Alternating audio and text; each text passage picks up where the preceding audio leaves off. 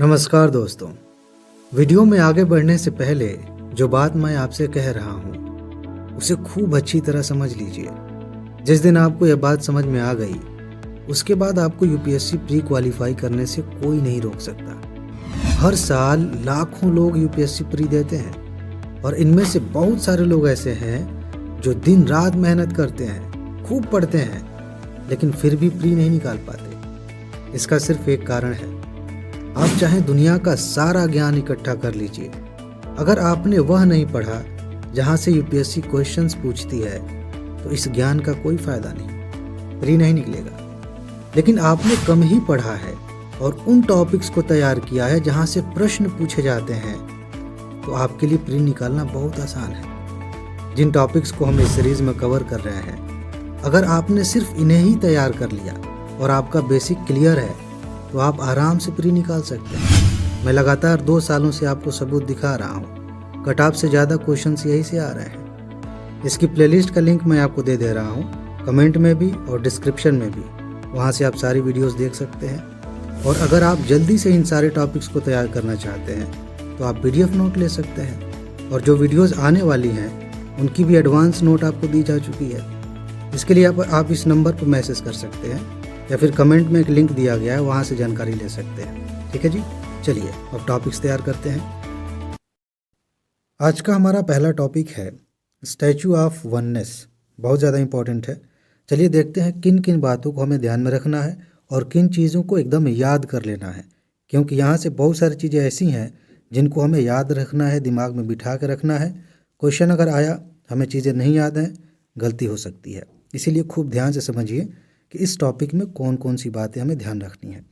इस पहली लाइन को ध्यान से पढ़िए, यहाँ से आपको हिंट मिलेगा।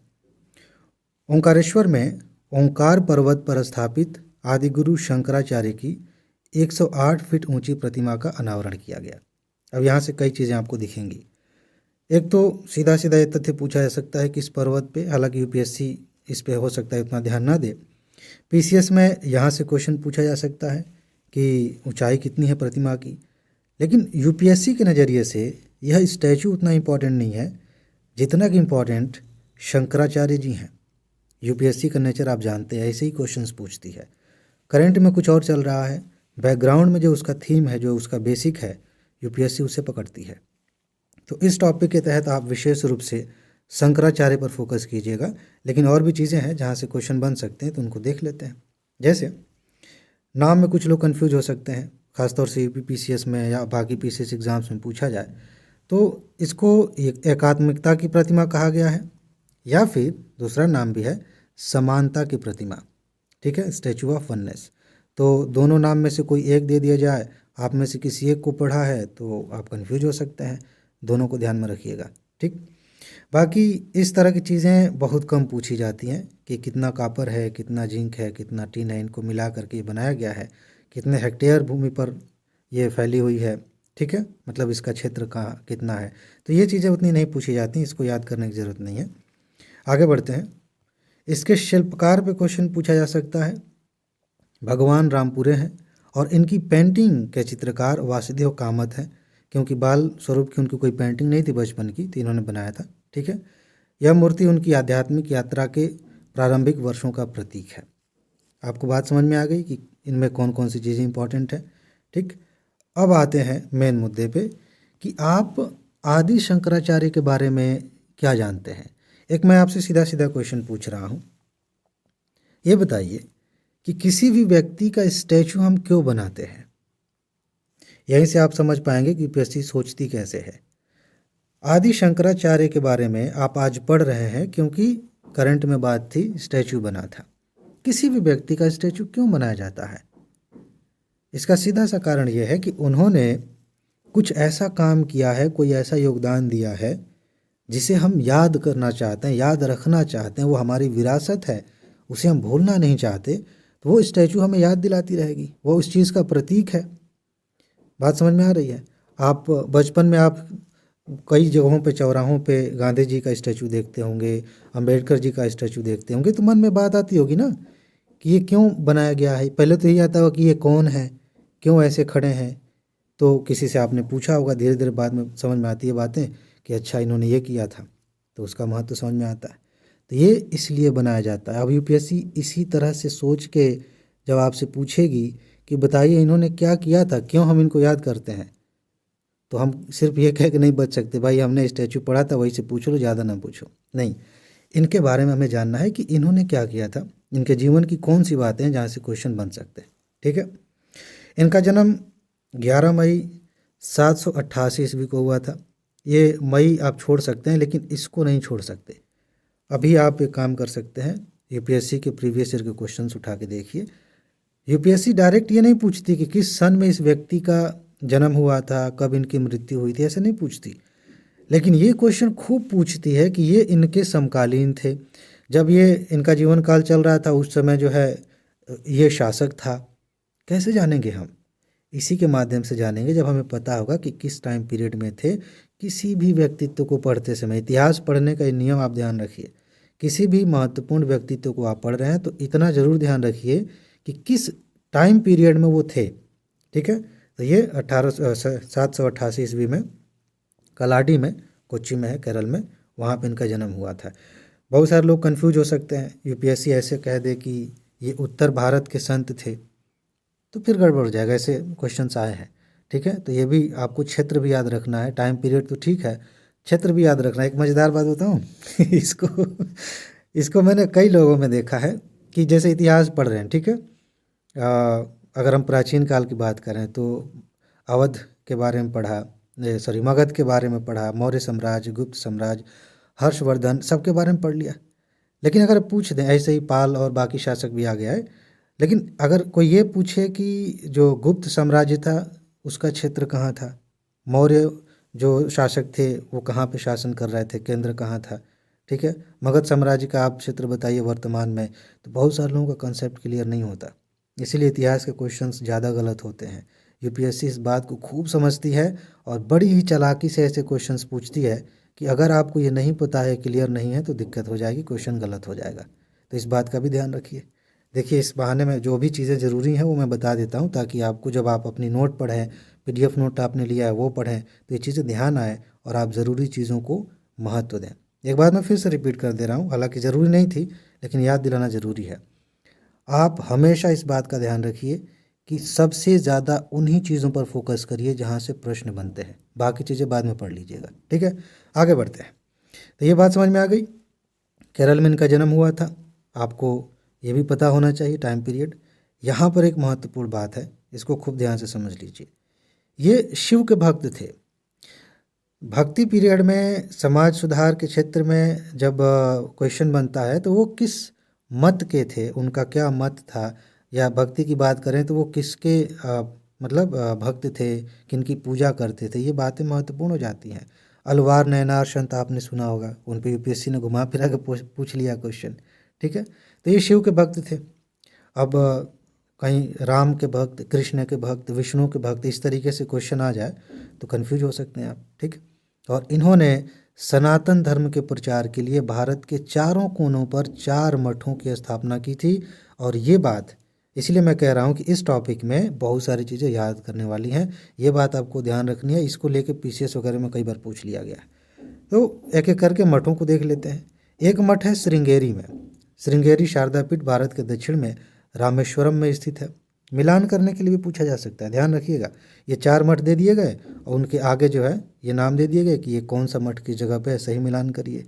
या यूपीएससी ने खुद आगे पीछे मिला दिया और जैसा कि नया पैटर्न है कूट बना दे कि केवल 2 युग्म सुमेलित हैं, अब पता नहीं कौन से 2 युग्म सुमेलित, हमें नहीं पता नहीं याद है तो गलती हो जाएगी। ठीक है, उसके बाद गोवर्धन मठ, यह उड़ीसा के पुरी में है। इसका संबंध भगवान जगन्नाथ मंदिर से है। ठीक है, द्वारका मठ या शारदा मठ, यह मठ गुजरात में है, द्वारका धाम में, इसको ध्यान रखिएगा। और ज्योतिर्मठ उत्तराखंड में है, बद्रिकाश्रम में। ठीक है, राज्य को लेकर पूछा जा सकता है, किस राज्य में, या फिर स्थान को लेकर पूछा जा सकता है। ठीक है, अब चलिए आगे बढ़ते हैं। एक चीज़ जो कि हाँ यहाँ आगे आएगा, इसको भी पढ़ लेते हैं। उन्होंने संस्कृत में वैदिक सिद्धांत पर कई टिप्पणियाँ लिखी।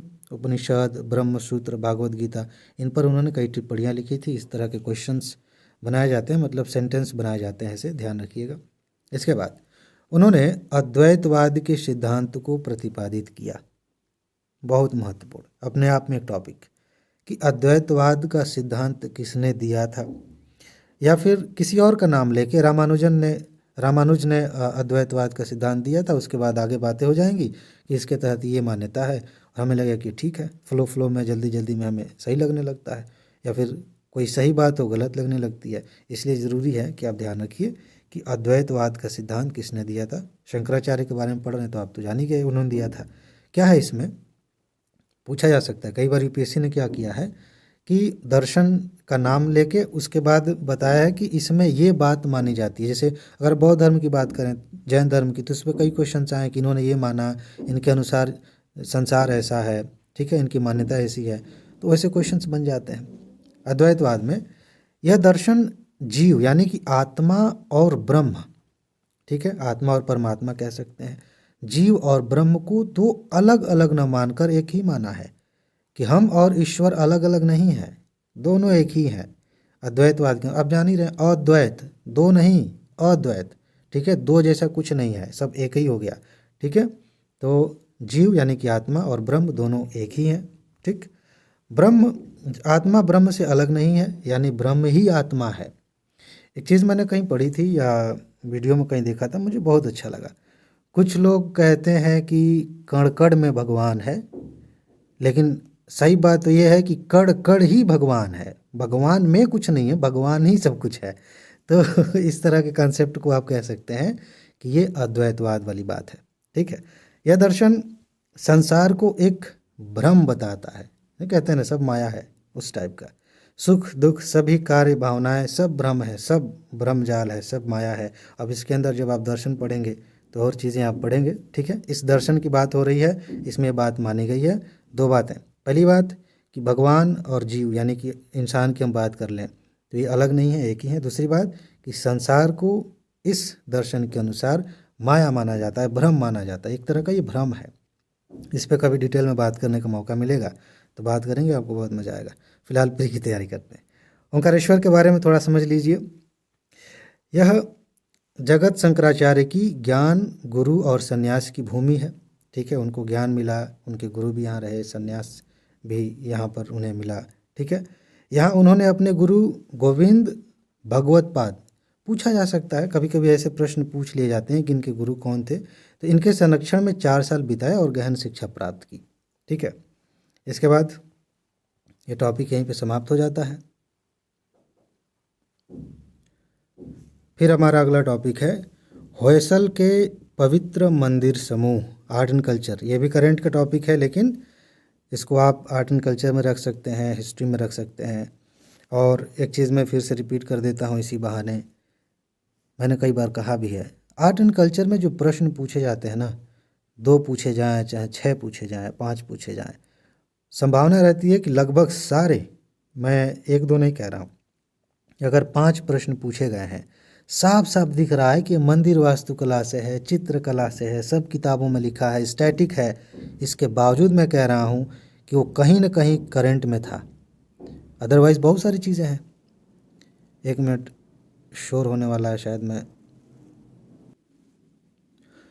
क्या कह रहा था कि देखने में लगता है कि स्टैटिक है, लेकिन यूपीएससी उसको करंट में से ही कहीं से उठाती है। जैसे ये है, आपको अगर प्रश्न दिखेगा मंदिर समूहों से तो लगेगा कि ये तो स्टैटिक है, लेकिन ये करंट में था, इसलिए पूछ लिया गया।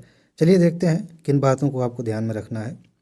होयसल के पवित्र मंदिर समूह कर्नाटक के वेलूर, हेलेविड और सोमनाथपुर के प्रसिद्ध होयसल मंदिर समूहों को राष्ट्र शैक्षिक वैज्ञानिक और सांस्कृतिक संगठन यूनेस्को की विश्व विरासत सूची में जोड़ा गया है, ठीक है।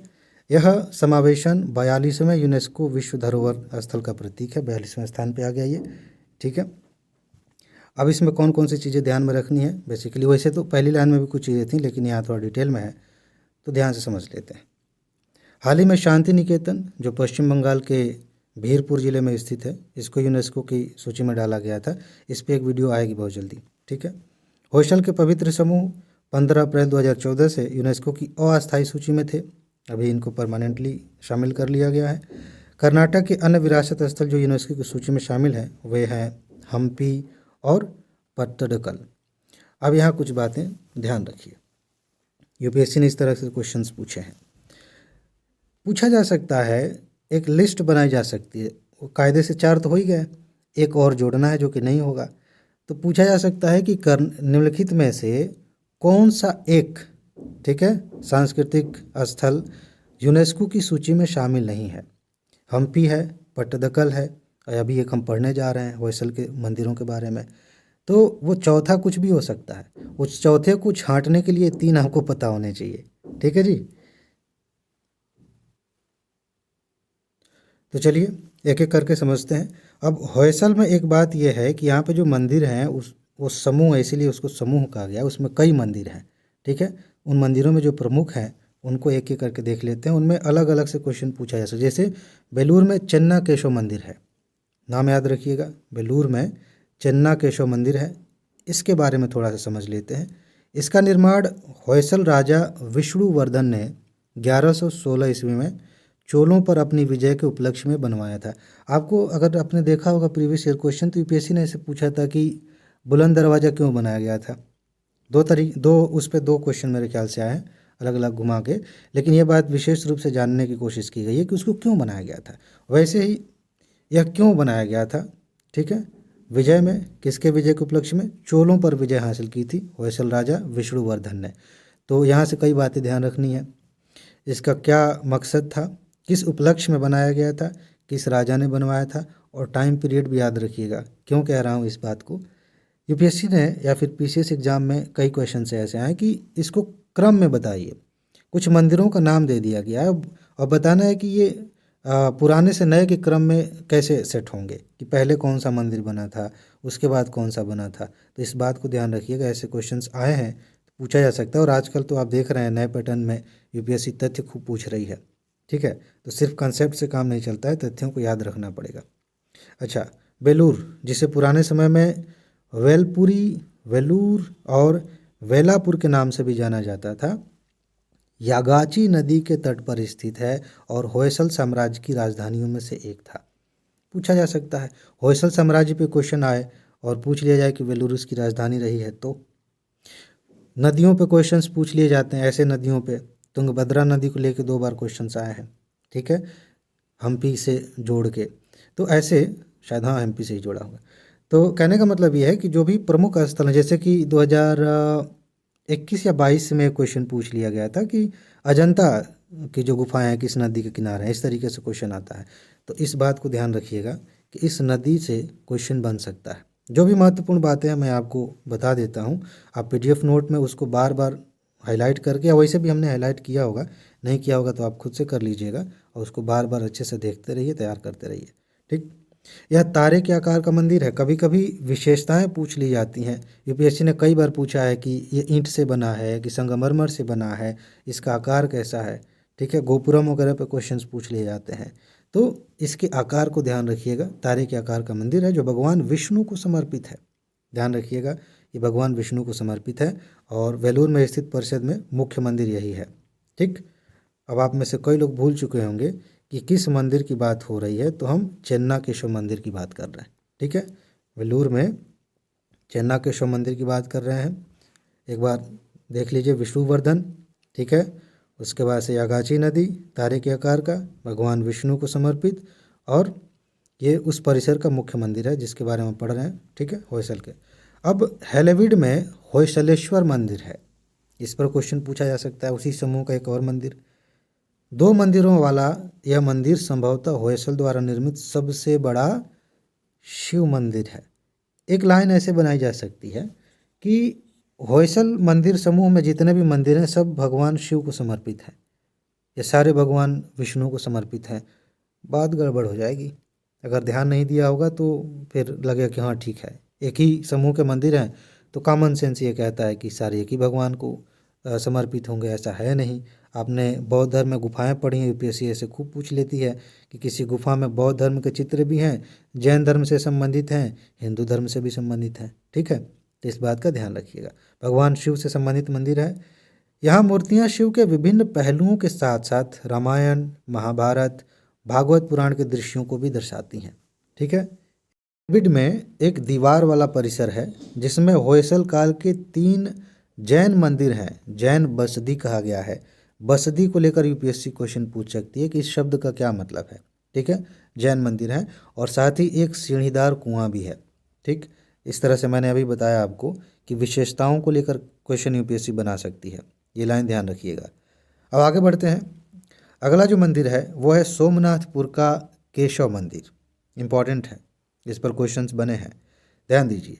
यह एक सुंदर त्रिकुटा मंदिर है जो भगवान कृष्ण के तीनों रूपों, कौन से 3 रूप, जनार्दन, केशव, वेणुगोपाल, इनको समर्पित है। अब यूपीएससी यहाँ चाहे तो थोड़ा सा खेल कर सकती है, कृष्ण को हटा के शिव कर सकती है और हमें लगेगा कि हाँ हमने पढ़ा है त्रिकुट, ये शब्द हमने पढ़ा है, आ गया जनार्दन, केशव, वेणुगोपाल, अरे ये तो पूरा हमें याद था, देखिए आ गया अच्छे से।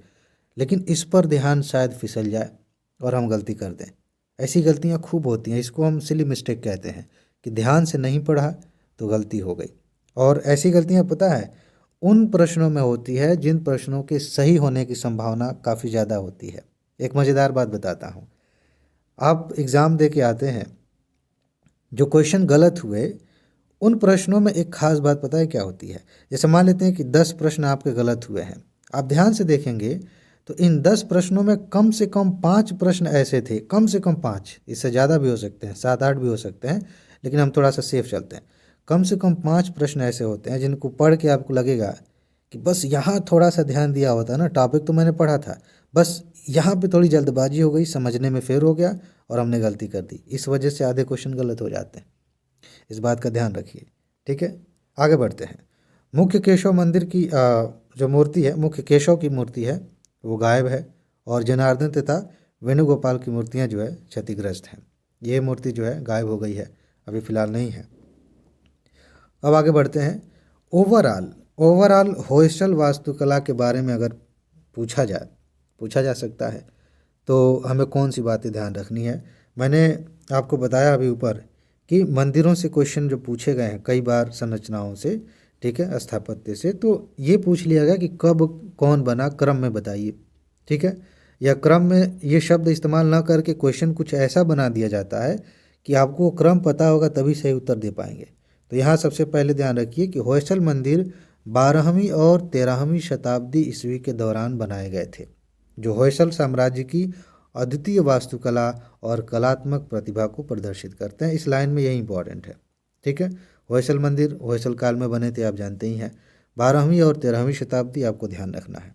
आगे बढ़ते हैं। ये तीनों होयसल मंदिर भारतीय पुरातत्व सर्वेक्षण के संरक्षित स्मारक हैं। ये चीज़ आपको पता होनी चाहिए, एएसआई के तहत हैं। अच्छा, अब कुछ महत्वपूर्ण तत्व देख लेते हैं, इन पर क्वेश्चंस बनते हैं। ठीक है, मंडप, इनकी विशेषताओं में एक मंडप की संरचना होती है, कभी विस्तार से इस पर बात करेंगे। मेरे ख्याल से जो आर्ट एंड कल्चर वाली वीडियो है ना, फुल वीडियो, उसमें ये सारी बातें अच्छे से बताई गई हैं। पीडीएफ नोट में आपको दी गई है, वहाँ भी ये चीज़ें डिटेल में है। विमान है, कई बार यूपीएससी पूछ लेती है कि मंडप का क्या मतलब है, विमान का क्या मतलब है, इसीलिए थोड़ा सा डिटेल में जाना पड़ता है। ये होयसल मंदिर के विशेषताओं में शामिल है, मूर्ति होती है उसमें। ठीक है, अच्छा, बाकी यहाँ ध्यान दीजिए, ये मंदिर न केवल वास्तुकला के चमत्कार हैं बल्कि होयसल राजवंश की सांस्कृतिक और ऐतिहासिक विरासत के भी भंडार हैं। साउथ इंडिया के जो मंदिर हैं उनके बारे में जब प्रश्न बनाया जाता है, मेरे ख्याल से एक क्वेश्चन आया था, तो उसमें इस बात का ध्यान रखा जाता है कि क्या वो सिर्फ धर्म के स्थल हैं, सिर्फ पूजा पाठ के लिए जाने जाते थे। आप ध्यान देंगे आपको पता चलेगा, एनसीईआरटी में भी ये बातें हैं कि सिर्फ वो धार्मिक स्थल नहीं थे। मैं अभी ओवरऑल बात कर रहा हूँ, होयसल की बात नहीं कर रहा हूँ। ये जो मंदिर होते थे वहाँ पे एक अच्छा खासा इकोनॉमिक जोन भी बन जाता था, सांस्कृतिक जोन भी था, संस्कृति का आदान प्रदान होता था, व्यापार होता था, बहुत सारी चीज़ें हैं। फिलहाल इसमें अगर आप देखेंगे तो वहाँ की संस्कृति, वहाँ का इतिहास, ये सारी चीज़ें आपको पता चलती हैं होयसल के मंदिरों से, वहाँ की वास्तुकला से। ठीक है, तो इस तरह से आपको पता होना चाहिए, क्वेश्चन बन सकता है। अच्छा, होयसल मंदिरों को कभी कभी हाइब्रिड या बेसर भी कहा जाता है, इस पर क्वेश्चन यूपीएससी ने पूछा है। मैं बार बार आपको याद दिलाता रहता हूँ ताकि आप इसकी गंभीरता को समझ सकें। सिंपल पूछ लिया था एक, मतलब कई क्वेश्चन आए हैं लेकिन एक सिंपल वाला मैं आपको बता रहा हूँ कि बेसर क्या है। अब बेसर एक शैली है, किस तरह की शैली है, वास्तुकला की शैली है। 3 शैलियाँ भारत में प्रसिद्ध हैं। आप कमेंट में बताइए कि वो कौन कौन सी हैं। ठीक है, मुझे पता है आप में से बहुत सारे दोस्तों को पता है, मैं बता देता हूँ, फिर भी अगर आपको पता है तो आप लिख सकते हैं कि मुझे पता था। ये है कौन कौन सी हैं। एक नागर शैली है, एक द्रविड़ शैली है, एक बेसर शैली है। चलिए मैं आपके लिए इतना बता के एक चीज़ छोड़ देता हूँ। आपको ये बताना है कि कौन सी शैली भारत के किस हिस्से में फेमस है, ठीक है, प्रचलित है। तो बेसर शैली जो है, एक तरह से आप कह सकते हैं नागर और द्रविड़ शैली का मिक्सचर है। इसमें नागर शैली की भी विशेषताएं पाई जाती हैं, द्रविड़ शैली की भी विशेषताएं पाई जाती हैं। मंदिर वाले में हमने विस्तार से पढ़ा था, ठीक है, क्योंकि उनकी अनूठी शैली ना तो पूरी तरह द्रविड़ है और न ही नागर है। देखिए मैंने यहाँ पे लिखा भी है, खैर, बल्कि कहीं बीच की दिखाती है, समन्वय है दोनों का। इन्हें अन्य मध्यकालीन मंदिरों में आसानी से पहचाना जा सकता है। तो आपको ये पता होना चाहिए, जैसे मान लीजिए यूपीएससी ने पूछ दिया कि होयसल समूह के जो मंदिर हैं वो द्रविड़ शैली के एग्जाम्पल्स हैं, या इनमें से किसी एक को ले लिया, केशव मंदिर को ले लिया और कहा कि ये द्रविड़ शैली का सर्वोत्तम उदाहरण है, तो कन्फ्यूजन हो सकता है। थोड़ा थोड़ा आइडिया आ रहा है कि हाँ ये कर्नाटक के आसपास की बात है, साउथ की बात है, द्रविड़ उधर ही फेमस है, तो हो सकता है फिर गलती भी हो सकती है। बेसर भी है बीच में, उत्तर भारत दक्षिण भारत के बीच में, ठीक है ना। तो कर्नाटक के आसपास की जो शैली है उस वहाँ पे बेसर शैली विकसित है, प्रचलित है, और दोनों के मिक्सचर उसमें है। तो होयसल बेसर के तहत है, ध्यान रखिएगा। होयसल वास्तुकला मध्य भारत में प्रचलित भूमिजा शैली, भूमिजा शैली पर भी पूछा जा सकता है। उत्तरी और पश्चिमी भारत की नागर परंपराओं और कल्याणी चालुक्यों द्वारा समर्थित कर्नाटक द्रविड़ शैलियों के विशिष्ट मिश्रण के लिए जानी जाती है। हमने मोटे तौर पे इस बारे में बात कर ली। इसमें कई मंदिर हैं जो एक केंद्रीय स्तंभ वाले हाल के चारों ओर समूह में है। इस बात को ध्यान रखिएगा, अभी मैं फिर से बता देता हूँ। यूपीएससी संरचना को ध्यान में रखती है कि अगर आप वास्तुकला के बारे में पढ़ रहे हैं तो उसकी संरचना कैसी है। जैसे मुग़ल काल के बारे में, सल्तनत काल के बारे में क्वेश्चन बनता है, तो आपको उसकी विशेषताओं में गुंबद, छज्जे, इस तरह की चीज़ों का ध्यान रखना पड़ता है कि कैसे बना है, ठीक है ना। तो समूह में है और एक जटिल डिजाइन वाले तारे के आकार में बनाएंगे। तारे के आकार के तहत तो हमने बात कर ली थी कि ये हैं, लेकिन ये भी ध्यान रखिएगा कि एक हाल होता है, ठीक है, और उसके चारों ओर मतलब समूह में मंदिर होते हैं। आप कुछ इस तरह से कह सकते हैं कि ये केंद्र में ये है, उसके बाद से किनारे किनारे भी ऐसे होंगे, ठीक है। अब इसको हम कोई डिजाइन देना चाहें ऐसे ऐसे ऐसे, देखिए तारा जैसा बनने लगा ना, तो कहने का मतलब यही है। ये सोप स्टोन से बने हैं जो बड़े ही सॉफ्ट होते हैं, बड़े ही नरम होते हैं, पत्थर होते हैं, ठीक है, और उन पे बारीकी से काम किया जा सकता है, उन्हें काटा जा सकता है, ठीक है। तो ये चीज़ ध्यान रखिएगा। इसे विशेष रूप से देवताओं के आभूषणों में देखा जाता है। आभूषण का बहुत काट के बारीकी से बनाए जाते हैं ना वो पत्थर पे, तो उसमें खूब बढ़िया से बनाया गया। अगर आपने चित्र देखे होंगे, सर्च करके कभी कभी देख लिया करिए, जब किसी चीज़ के बारे में पढ़ें थोड़ा सा भी उत्सुकता जगे तुरंत देख लीजिए, वो दिमाग में छप जाता है, ठीक है, जो उनके मंदिर की दीवारों पर सुशोभित करते हैं, ठीक है। आगे बढ़ते हैं, थोड़ा सा आपको होयसल राजवंश के बारे में बता देता हूँ, इससे एक आइडिया लग जाएगा और यहाँ से क्वेश्चन बना तो आप सही कर लेंगे, ठीक है। तो कौन सी बात ध्यान रखनी है, उत्पत्ति की बात करें, उत्थान की बात करें। होयसलों ने 3 शताब्दियों से अधिक समय तक कर्नाटक और तमिलनाडु तक विस्तृत क्षेत्रों पर शासन किया। मैं अभी बात कर रहा था ना, क्षेत्र आपको पता होना चाहिए कि होयसल राजवंश का क्षेत्र कौन सा था। जैसे मान लीजिए मैं रफ ऐसे बना दूं भारत का चित्र ऐसे करके, तो बेसिकली इनका कुछ इस तरह से आप कह सकते हैं, ये कर्नाटक और ये इस तरह के क्षेत्र में इन्होंने विस्तार किया भारत में, ठीक है, वहाँ शासन किया, जिसमें साल राजवंश के संस्थापक के रूप में ये कार्य करते थे, ठीक है। अच्छा, कार्यरत थे। उसके बाद पहले राजा दोरा समुद्र, वर्तमान में के जो हेलीविड है, वहाँ के उत्तर पश्चिम की पहाड़ियों से आए थे, ठीक, और जो पहले 1060 ईस्वी मतलब उनकी राजधानी थी द्वार समुद्र, दोरा समुद्र, हेलेवीड, ठीक, ये चीज़ ध्यान रखिएगा। राजनीतिक इतिहास में कुछ बातें ध्यान रखिए। होयसल कल्याण के चालुक्यों के सामंत थे। चालुक्यों के बारे में मैंने आपको पढ़ाया था कि चालुक्यों के 3 कैटेगरीज थी। तो जो कल्याण के चालुक्य थे उनके सामंत थे, जिन्हें पश्चिमी चालुक्य साम्राज्य भी कहा जाता है। होयसल राजवंश के सबसे उल्लेखनीय शासक विष्णुवर्धन, वीर बल्लाल द्वितीय और वीर बल्लाल तृतीय थे। एक क्वेश्चन मान लीजिए पीसीएस टाइप का क्वेश्चन बन सकता है, इन राजाओं का नाम लेके पूछ लिया जाए कि ये किस राजवंश के थे, होयसल राजवंश के थे। ठीक है, ऐसे जो प्रमुख शासक होते हैं किसी राजवंश में, बस उनको थोड़ा सा आइडिया उनका होना चाहिए कि किस राजवंश के हैं। विष्णुवर्धन, जिन्हें बिट्टी देव के नाम से भी जाना जाता था, होयसल राजवंश के सबसे महान राजा थे विष्णुवर्धन। ठीक है, हर राजवंश में कोई न कोई राजा जो है ज़्यादा फेमस रहता है। जैसे कि मौर्य काल में जब आप पढ़ाई कर रहे हैं, अशोक को आप नहीं छोड़ सकते। मुग़ल काल की पढ़ाई कर रहे हैं, आप अकबर को नहीं छोड़ सकते, जहांगीर को नहीं छोड़ सकते, औरंगजेब को नहीं छोड़ सकते। ठीक है, लेकिन तीनों में अगर चुनना हो तो अकबर ज़्यादा महत्वपूर्ण है, वहाँ से ज़्यादा क्वेश्चन आते हैं। मैं क्वेश्चन के नज़रिए से बात कर रहा हूँ, आपके इंटरेस्ट के हिसाब से नहीं।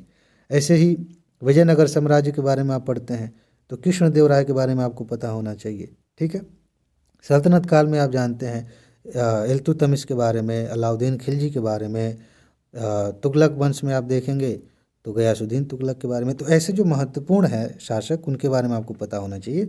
वैसे ही विष्णुवर्धन के बारे में थोड़ा सा आपको पता होना चाहिए। ठीक, आगे धर्म और संस्कृति की बात करें तो होयसल राजवंश एक सहिष्णु और बाहुबली समाज था। सॉरी बहुलवादी समाज था, बाहुबली नहीं। ठीक है, जिसमें हिंदू, जैन और बौद्ध धर्म जैसे विभिन्न धर्मों को संरक्षण मिला हुआ था। राजा विष्णुवर्धन आरंभ में जैन थे। ठीक है, लेकिन बाद में संत रामानुज के प्रभाव में वैष्णव धर्म में परिवर्तित हो गए। ठीक है, तो इस चीज़ को आप ध्यान रखिएगा। कई बार ऐसे प्रश्न बन जाते हैं कि ये शासक जो है किस धर्म में दीक्षित हुआ था, किस धर्म को इसने संरक्षण दिया था। ठीक है ना, तो ऐसे पूछा जा सकता है। अगर विष्णुवर्धन पे क्वेश्चन बना, जो कि बहुत महत्वपूर्ण राजा थे होयसल राजवंश के, तो इस बात को ध्यान रखिएगा कि शुरू में वो जैन थे, बाद में वैष्णव धर्म को उन्होंने चुन लिया। वैष्णव धर्म में जिसमें भगवान विष्णु के विभिन्न रूपों की पूजा होती है, बेसिकली हिंदू धर्म का ही अंग है। ठीक है, अभी तो ये प्रचलन में ही नहीं है उस तरह से। पहले अभी मध्यकाल की बात आप देखेंगे, उस समय तक बहुत सारे संप्रदाय थे, धीरे धीरे सब समाहित होते रहते हैं इधर उधर। फिलहाल ये हिंदू धर्म की बात हो रही है, वैष्णव धर्म की बात हो रही है। आगे अगला टॉपिक हमारा है बहुआयामी गरीबी सूचकांक। करंट अफेयर का टॉपिक है, कुछ बातें ध्यान में रखनी है, बहुत ज़्यादा इसमें डिटेल में नहीं जाना है। मैं बता देता हूँ, जहाँ भी डिटेल वाली बात होती है मैं बता देता हूँ। सबसे पहली बात आपको याद रखना है कि यूएनडीपी और OPHI, poverty and human development initiative, इनके द्वारा ये सूचकांक जारी किया गया है। ठीक, मल्टी डायमेंशनल पॉवर्टी इंडेक्स, बहुआयामी गरीबी सूचकांक।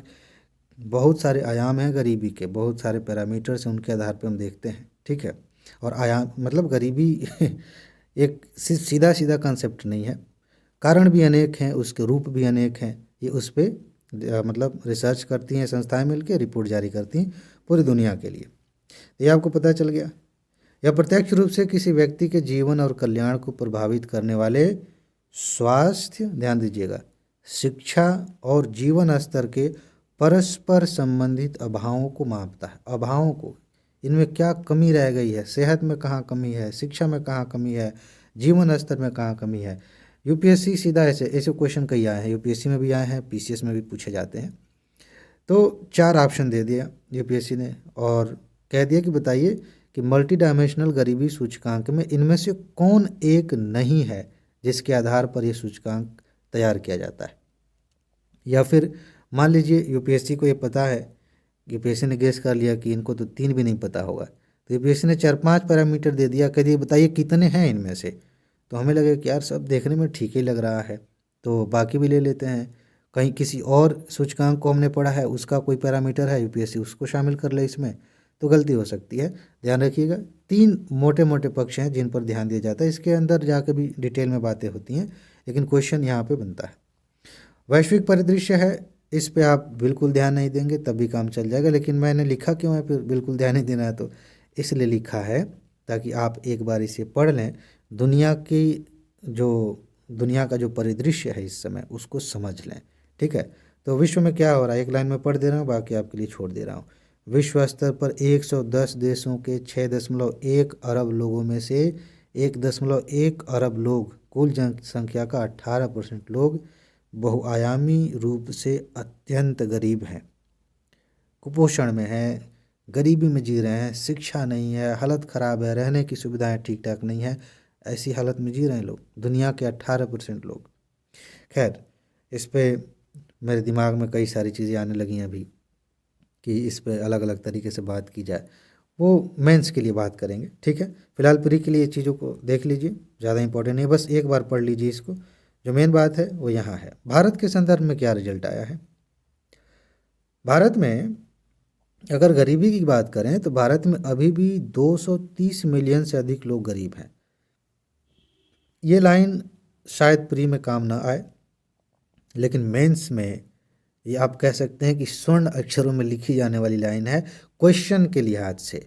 अगर क्वेश्चन पूछा जाए सामाजिक न्याय पर, गरीबी पर, और ये लाइन आप किसी भी जगह पे फिट करते हैं जहाँ ज़रूरत है सही स्थान पे, कि अगर आप गरीबी पे लिख रहे हैं और ये बता रहे हैं कि भारत में 230 मिलियन से ज़्यादा लोग गरीब हैं, तो यूपीएससी का जो मेंबर, जो व्यक्ति कापी चेक करेगा, परीक्षक, वो समझेगा कि आपने गहराई से अपनी पढ़ाई की है और तर्क के साथ अपनी बात रख रहे हैं। इसी से नंबर मिलते हैं ज़्यादा। अच्छा, यूएनडीपी के अनुसार संवेदनशीलता को उन लोगों के हिस्से के रूप में परिभाषित किया गया है जो गरीब नहीं है। संवेदनशीलता ये तो है, हाँ ठीक है, लेकिन सभी भारित संकेतकों के 20 से 33% में वंचित हैं। जो भी संकेतक लिए गए उनमें ये वंचित हैं।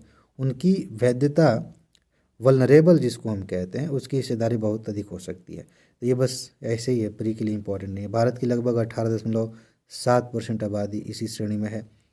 गरीबी उन्मूलन में भारत की जो प्रगति है वो यहाँ पर लिख दिया गया है, ज़्यादा इसको ध्यान में देने की ज़रूरत नहीं है, बस एक बार पढ़ लीजिए, काम चल जाएगा। जो महत्वपूर्ण बातें होती है मैं आपको बता ही देता हूँ।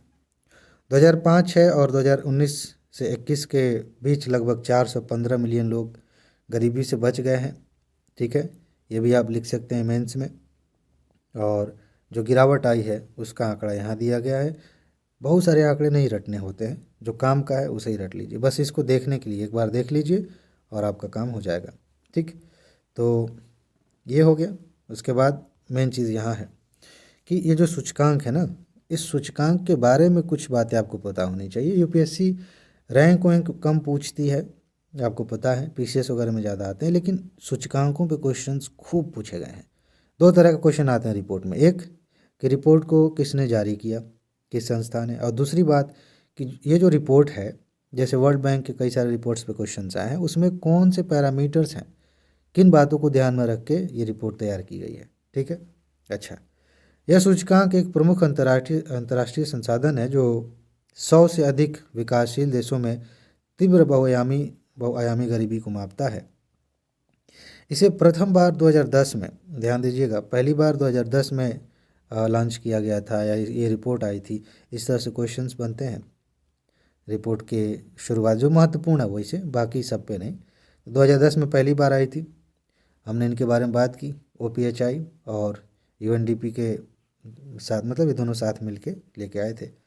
इसमें जो है ये MPI का मतलब वही है, मल्टी डायमेंशनल पॉवर्टी इंडेक्स, स्वास्थ्य, शिक्षा और जीवन स्तर के विभिन्न 10 संकेतकों में अभावों की निगरानी करता है। यानी कि इनके तहत 10 और संकेतक लिए जाते हैं।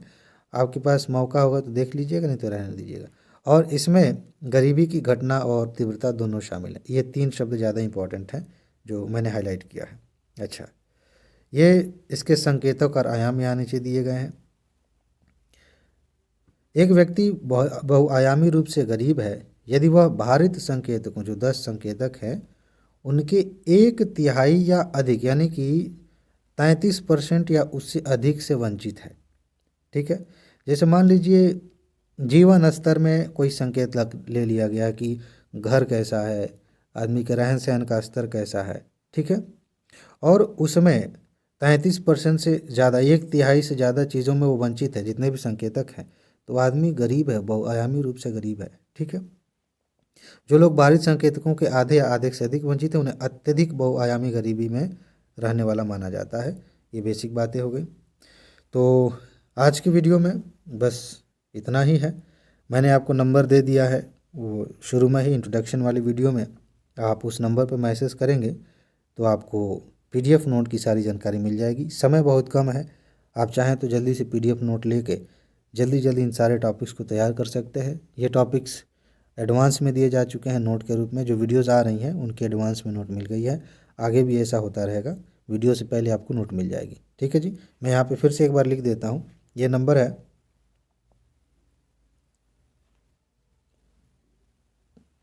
52,